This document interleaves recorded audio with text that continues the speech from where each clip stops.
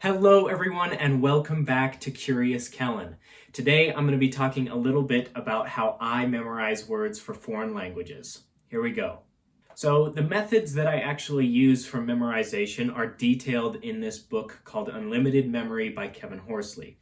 Now, when I read this book, it completely changed my understanding of memorization, and I actually made a video previously where I mentioned this book. The method that I use is actually called a memory palace. And what this is if I imagine and close my eyes, I can imagine my room right now. So I'm closing my eyes. I know what is in my room. I know my closet is there. My dresser is there. My bed is over here. I have my painting behind me. I have my whiteboard. I have my shelves over there. I have my window. I can see my room even though my eyes are closed.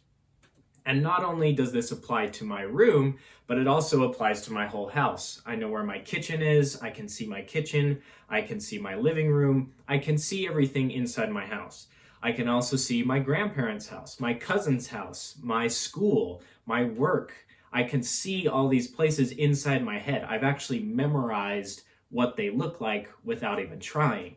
And what you can do is actually take advantage of these memories that you already have and attach these new words to them. And by the way, these memory methods can be applied to anything. You know, if you're trying to memorize facts for a test, you can do that as well. But I'm going to be specifically talking about how I use it to memorize foreign words. So at the moment, I am studying Egyptian Arabic.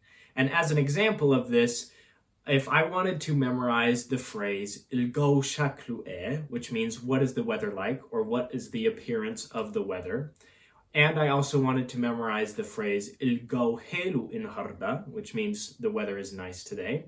Let's assume that I already know the word inharda, which means today, and which means what, from ilgo shaklu So let's say I already know these words. So the words I need to memorize are go, which means weather, shak, which means appearance, and of course helu, which means nice or sweet or good. So these three words I can actually memorize by placing them in my room, for example. So let's say I have my whiteboard here, I have this painting behind me, and I have this poster of Angus Young. So I can imagine in my mind that I'm attaching these words to these objects. And what I do is I create these little images that I can imagine in my mind that help remind me of the word.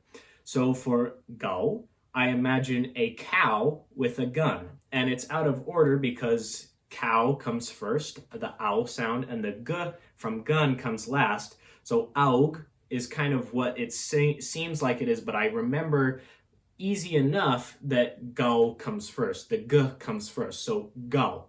So let's imagine I put that on my whiteboard. I imagine a cow with a gun for go. Now let's say I want to memorize the word helu, which is nice or good. I'm going to put that on the painting behind me. And for this, I'm going to imagine a person with a halo above them waving and saying hello. So helu, I can memorize it that way. So I see that in my head. And then I look over at my poster and I want to memorize the word shak. And that means appearance. So shak, I'm going to imagine a person wearing shackles. So their hands are shackled together. So in my mind, I can see a cow with a gun, go, weather. I can also see a person with a halo above them waving and saying hello, helu, which means nice or good. And then in the poster of Angus Young, I can see a person wearing shackles. So shak. So with that, I have memorized ilgo shaklu and it sounds a little bit different. Ilgo means the weather. Shaklu is the u on the end of shak, is actually a bit of grammar. And then we said we already knew. And then ilgo helu inharda, we memorized helu with using the painting behind me. The weather is nice today. So you can see that I've been able to use these different places in my room to memorize these words. And I don't have to actually be in my room to memorize these. all the Arabic words that I've memorized so far, I've actually been memorizing using my grandparents' house. So in my mind, I can walk through my grandparents' house and see all the words that I put in these different places. Now, a step further with this method is to actually make a little story and put things together. So right now I've used up 3 different spaces in my room, but I can actually bring that down to 1. So if I imagine the cow with the gun, so go, and then I imagine that cow with a halo above its head, and it's waving and saying hello, il go, I have that with the cow and the gun, and then the halo and it's waving, halo, and then we imagine that the cow gets shackled, and it gets its hands shackled together, so shak. So in this move, I have actually put all these words just on my whiteboard, and I've freed up space for these other 2 places. So il go, cow with a gun, and he's waving and saying hello, and that is helu, and then his hands get shackled together, shak. So I have memorized these 3 words just using 1 spot instead of 3. And that's what I do for all of my words now. In the past, I used to do it where I would have 1 object equals 1 word.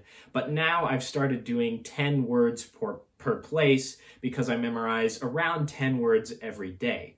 So as an example of that, I'm actually going to memorize 10 words right now. This is the first time I've actually looking at these words and going to memorize them so that you can see in real time what it's like when I'm actually memorizing this. Now, these words are actually going to be going on the front door of my grandparents' house, but for now, let's just pretend like all of this is going to be happening on my desk.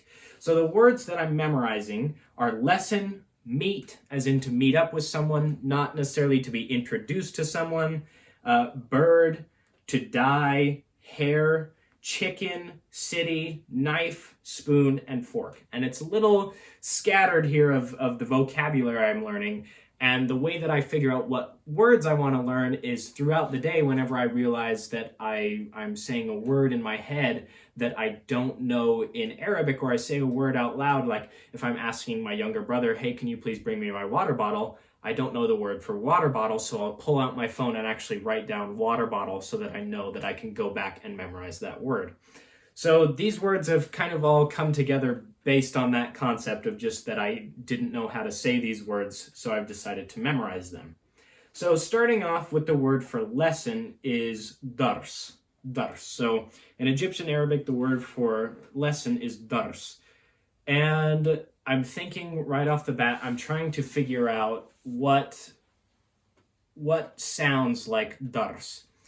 And something that comes to mind is Darth Vader from Star Wars. So dar, and then I need a s sound. So dars. Okay, so here's what I have. I am imagining Darth Vader fighting a snake. So dars. And with these, I generally don't try to memorize the meaning of the word. I can usually remember the meaning of the word without incorporating it. But with our example previously, for example, with go, il go, if you're trying to remember that that means weather, in the image of the cow with the gun, you can actually imagine some wind knocking over the cow, or it's really cloudy, or it's really sunny, so that you can remember that go means weather. So you can actually add in that extra aspect to it, but personally, I don't need it, so I won't be doing that in this list. So I've imagined Darth Vader fighting a snake. Dars, lesson. Next is it'able, which means to meet someone or to meet up with someone. It'able. So, it'able. So I'm trying to think of what sounds like it'able. So I'm thinking it'able. I can think of Bill Nye, the science guy, for Bill, it'able. And I also try and think of sounds that sound similar to able, because isn't a super common sound in the English language, so I'm thinking e, that kind of sounds similar. So able. Okay, so I'm thinking of an elevator, so something to do with Bill Nye the Science Guy on an elevator, and we need the it able. Okay, so what I'm going to do is I'm going to incorporate the Darth Vader aspect of this into my memory here. So I'm imagining Darth Vader being attacked by a snake, Dars for lesson, and I'm imagining he is inside an elevator with Bill Nye the Science Guy, and Bill Nye is actually going to hit the snake off of Darth Vader. So hit is it, elevator, and then Bill Nye the Science Guy, Bill. So it which means to meet up with someone. So the next one we have is tir, which means bird, tir. So I'm going to imagine this one. So some of them come a lot quicker than others. So it took me a while. But this one right off the bat, I can imagine Darth Vader shedding tears and crying because he was attacked by the snake. So I'm imagining Darth Vader crying a bunch of tears, tir, which means bird. So that one was really quick. So right now we have dars, which means lesson. We have it'abel, which means to meet up with someone. And then we have tir, which means a bird. So mut means to die. So mut. Let's see, mut. Okay, so for mut, what I've thought up of is a cow, just like in go. We're going to do a cow, but instead of thinking of cow, I'm going to think of moo, which is the sound that a cow makes. So we have moo, and we need mut, and I'm going to imagine that cow is tooting in the elevator, and both Bill Nye and Darth Vader are like, oh, that smells really bad. And these images are meant to be funny and silly and crazy, and a cow tooting in an elevator with Darth Vader being attacked by a snake and Bill Nye the Science Guy is a really crazy and outlandish idea, and that's what makes it the most memorable. So as you're going through these, make sure that they are memorable and interesting, because when they are, your brain tends to remember them better. So we have Dars with Darth Vader and a snake. We have it'abel, Bill Nye in an elevator hitting the snake off of Darth Vader. We have tir, which Darth Vader is crying because he was attacked by a snake. And then we have mut, which is a cow tooting in the elevator, which means to die. So mut. Next we have shar. Gonna check my pronunciation on that one, but it means hair. Shar. So what I'm doing is that sound isn't present in English. So instead of trying to think of what sounds like shar, I'm thinking of what sounds like shar. Shar. That's a lot closer to English than shar. And I'll be able to memorize that it's an instead of just shar, just because I've done this enough that I'll be able to tell that it's instead of . So I'm thinking of what sounds like shar. Okay, so this one came pretty quick too. I'm going to imagine a shark. So somehow I'm trying to think of how a shark would be involved in this. And I'm thinking that maybe a shark comes down through the top of the elevator and starts attacking the cow. So shar means hair, shar, and I'm doing that with a shark. So the next one is firech, which is a chicken, which is chicken, the meat, firech. Gonna double check my pronunciation on this one as well. It's always good to double check your pronunciation to make sure that you're memorizing what it actually sounds like instead of what you may, if you're reading something and you think, oh, it probably sounds like this, it might not sound the way it looks when you're reading it. And let's see, firech. So firech means chicken. So what I have with my list here is I have my words written out both in Latin, the Latin alphabet and the Arabic alphabet so that I can get both, and it's easier for me to memorize. I don't actually have the translations on here because I rely on my brain to remember the translations to keep that connection strong instead of relying on this as much. So firech is what we're trying to memorize next for chicken, firech. Okay, so what I'm going to do here is for firech, which means chicken, is I'm going to have Darth Vader pick Bill Nye up by his neck, and that strike, he's going to start choking him because that's the classic Darth Vader move. Darth Vader picks him up by the neck or force chokes them, and this causes Bill Nye to be fearful. He's afraid. He has fear. So furech. So Bill Nye having fear, being choked by the neck by Darth Vader, furech. So this is what we have so far. We have dars, which is Darth Vader being attacked by a snake. Dars. Then we have, let's see what was next. We have Bill Nye in an elevator hitting away the snake. So itebel. Yes, itebel. It's always good to have my list open so that I can check back. Itebel, which means to meet up with someone. And then we have let's see, did we move on to the cow tooting in the elevator? I think it was moot was next. Oh, no, I forgot. I missed over one. So going over with your list at hand is really helpful because you can double check and correct any mistakes as they come along. So I forgot Darth Vader crying and his tears, so tir, which means bird. And then we have the cow tooting, so moot, which means to die. And then we have a shark that comes down, so shar, which means hair. And then Darth Vader grabs Bill Nye by the neck and starts choking him, and it causes him to have fear. So firech, which means chicken. So the next one we need is Medina, which means city. Medina. So Medina. Trying to think of what matches with Medina. Medina. Okay, so for this one, what I'm going to do is I'm going to imagine Madonna, the singer, and I'm going to imagine her wearing a Halloween costume. So Madonna, Halloween, Medina gives me the word for city in Arabic, and I'm imagining the doors open to the elevator, and she's wearing a big jack-o'-lantern costume, and she's trying to squish in there with everybody in the elevator. So Medina for city. The next one we have is Sakina. Okay, so it's Sakina.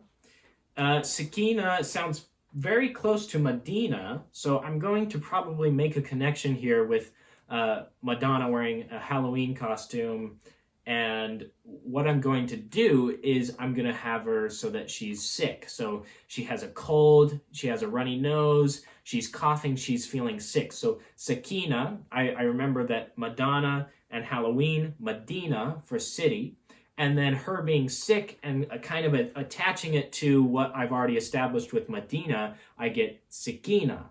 And Sakina, as I said, means knife, and the next word we're learning is mala'a, which means spoon.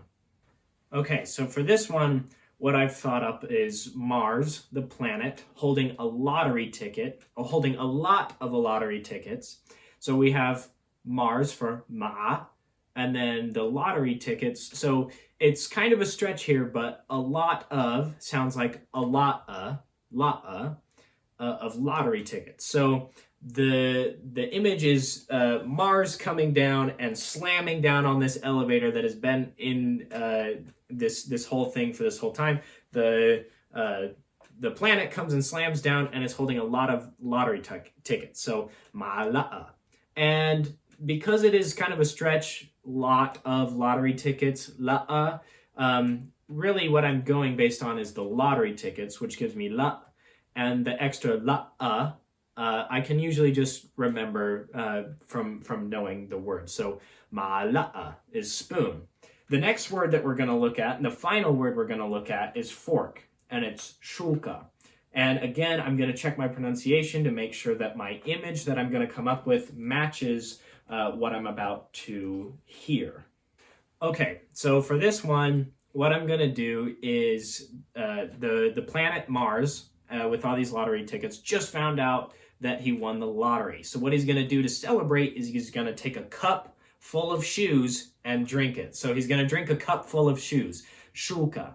And like I said, it makes no sense that a planet would take a cup, not even that, but a planet holding lottery tickets or even drinking a cup full of shoes. But like I said, you want to try and make it as crazy and wild as possible.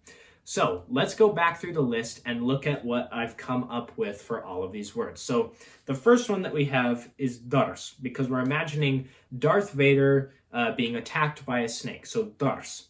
Then we have Bill Nye in an elevator with Darth Vader, and he's hitting away the snake. So it able is what we have for that, which means to meet up with someone. So it able. We have dars, it able. Then moving on, we have Darth Vader and he's crying a bunch of tears. So tir. So tir means bird. Then we have the cow in the elevator that toots and everybody thinks that it smells gross. So moot. And remember, we're not using cow in the sense of the cow sound, but the sound the cow actually makes, moo, so moot, which means to die. Then we have, up next, we have a shark that comes down through the top of the elevator, shar, which means hair, shar. Then after that, let's see, where did we go? So shar. Then we have Darth Vader, and he grabs Bill Nye by the neck, which causes him to be fearful. So then we have, let's see, firech.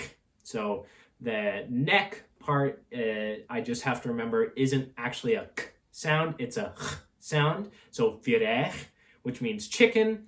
Let's see, that was 6. And then the next one, firech, after that, what comes after firech? See, this is why it's good to always go over your list after you've done it all. So, firech. Oh, right. So we have Madonna, and she's trying to fit in to this elevator wearing a big jack-o'-lantern Halloween costume. So, Medina, which means city. And then she's also sick. She's feeling sick today. So, sikina is the word for, let's see, I believe that was knife. So, sikina. So she's sick.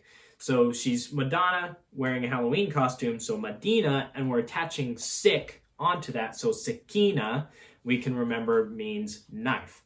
After that, we have Mars that comes down with a lot of lottery tickets. So ma'ala'a is the word for spoon. And then our final word is Mars, to celebrate after winning the lottery, takes a cup of shoes, shuka, and that means fork. So shuka. So we memorized 10 words using this method. And we can pretend that all of this story is happening on my desk. In reality, I'm putting that memory on the front door of my grandparents' house. And with this method, you can do the exact same thing. You can put it wherever, as long as you'll remember in your brain, as long as you can see in your brain, you know, your childhood home or your best friend's house. As long as you can see it in your mind, you can pick out specific places in their home or in your school, at work, wherever it is, so that when you imagine yourself walking through that place, you're visiting all these different areas that you've memorized without really trying, and you can see all these words that you're doing. And as I said in the beginning, there's different ways to do it. You can do one word for place, for location, which is how I started out. And it's a little easier that way because you're not trying to put all these, stories together like we just did, but you take up a lot more space that way. So if you decide to do it the way that I do it now, you can take up a lot less space and fit a lot more words into a smaller place. So let's say if I was using my shelf and these 3 places, my bed and my window, that would be 6 words if I was just doing it on its own. But if I memorize 10 words per place, that's 60 words. So there's a big difference between the two. It really depends on what you would like to do with your language learning journey. But really, that's all there is to memorizing words. It seems like it's a lot more difficult than it really is, but this method, it takes a minute to go through. As you could see, it took me a while to actually memorize these words because I was taking the time to think up of stories that matches with them and images that matched with what they sound like. But in the future, it will take me so much less time to actually recall the words because I've gone through them. And at the end of the day, I always go back and and review the words that I've memorized for that day. So make sure that you are actually doing these review sessions as I'm saying, because if you just do what I did now and then leave it, you won't remember them. But as long as you're reviewing and going through these words throughout the day and throughout your week, you're going to find that you're able to not only memorize quicker, and you'll get quicker at coming up with images as you're learning, but not only will you get quicker with that, you'll get quicker with your recall. So when you're trying to remember a word, you can imagine the image that matches with it instead of just trying to pull it out of thin air. Because when you memorize a list without it, you're not associating it with anything. You're just memorizing a list. And it's hard to remember words from that list when you're trying to use them in, standard conversation. So if you remember, I said that this can really be used for anything. If you're trying to memorize facts for a test, if you're trying to memorize people's names, if you're trying to memorize literally anything, trying to memorize a plot of a book, trying to memorize how to make a cake. You can do this with this memory method and imagining in your head putting these different ideas in these different places in your memory that you've already established.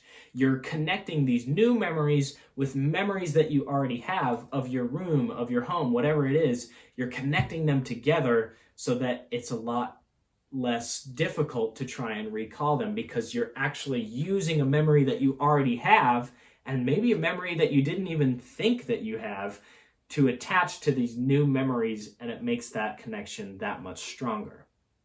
Thank you everyone for watching. I hope this was really helpful. I had fun going through my words today. I do this with all my words, so I have plenty of these stories that are going on that I use to memorize all these words. So make it fun, make it weird, make it memorable, and you'll find that you can memorize a lot more words than you are already. So I hope this was helpful. I hope you enjoy using this method. If you want, you can go ahead and check out Unlimited Memory by Kevin Horsley. It's a great book, and as I said, it completely changed how I view memorization and the ability to memorize. Very well written, very applicable and interesting as well. So if you want to check that out, you can as well.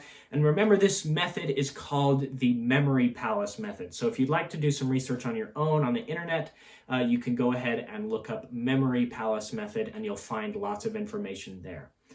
Thank you again for watching. Stay curious, and I will see you in the next video.